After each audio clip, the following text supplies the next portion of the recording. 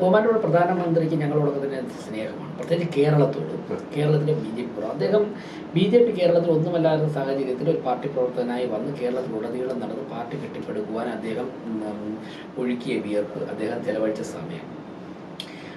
പ്രധാനമന്ത്രിയായ ശേഷം ഒരു ഇന്ത്യൻ പ്രധാനമന്ത്രി ഏറ്റവും കൂടുതൽ തവണ കേരളത്തിൽ വന്നിട്ടുള്ള പ്രധാനമന്ത്രി നരേന്ദ്രമോദി കണക്കെടുത്തു. അത് അദ്ദേഹത്തിന്റെ ഔദ്യോഗിക കൃത്യനിർവഹണത്തിന് പുറമേ അദ്ദേഹത്തിന് കേരളത്തോടുള്ള വാത്സല്യമാണ്. ഇത്രത്തോളം സഹിച്ചുകൊണ്ട് ത്യജിച്ചുകൊണ്ട് പൊതുപ്രവർത്തനം നടത്തിയ പ്രവർത്തകർ. അത് ആ കത്ത് ഞങ്ങൾക്കൊരു ആശങ്കയല്ല, ഞങ്ങൾക്ക് മറിച്ച് സ്നേഹമാണ് ആ കത്തിലൂടെ വന്നത്. അത്രത്തോളം വലിയ 2 പേജുകളുടെ കത്താണ് അദ്ദേഹം കേരളത്തിന് വേണ്ടി എഴുതിയിരിക്കുന്നത്. അത്രത്തോളം അദ്ദേഹത്തിന് ഉള്ളിൽ സന്തോഷമുണ്ട്.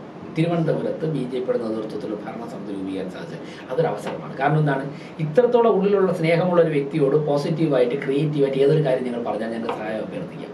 നരേന്ദ്രമോദിയെ പോലുള്ള ഒരാൾ കൈയച്ച് അകമഴിഞ്ഞ് ഒരു സഹായം നൽകിയാൽ തീർച്ചയായിട്ടും തിരുവനന്തപുരത്തിൻ്റെ സാധ്യതകൾ ഞാൻ നേരത്തെ പറഞ്ഞു അനന്തമാണ്. അനന്തമായ സാധ്യതകളാണ് ഞാൻ സ്വപ്നം കാണുന്നത്. അതായത് നരേന്ദ്രമോദി രാജീവ് ചന്ദ്രശേഖർജിയെ തെരഞ്ഞെടുപ്പ് റിസൾട്ട് വന്ന ഉടൻ തന്നെ വിളിച്ചിട്ട് പറഞ്ഞത് അഹമ്മദാബാദ് മുനിസിപ്പൽ കോർപ്പറേഷനിലുണ്ടായ മാറ്റമാണ് ഗുജറാത്തിൻ്റെ അടിസ്ഥാനം, അതുപോലെ തിരുവനന്തപുരം ആവും കേരളമാകും, നിങ്ങളത് ശ്രദ്ധിക്കണം എന്നുള്ളൊരു നിർദ്ദേശമാണ് നൽകിയത്. അത് കേരളത്തിൽ വളരെ വലിയൊരു വ്യത്യാസമാണ്. തിരുവനന്തപുരത്ത് മാത്രമല്ല, കാസർഗോഡ് മുതൽ പാലക്കാട് വരെ വലിയ വ്യത്യാസമാണ് കേരളത്തിലെ പൊതുസമൂഹത്തിനും ജനങ്ങളുടെയും ഉണ്ടാക്കിയിരിക്കുന്നത്.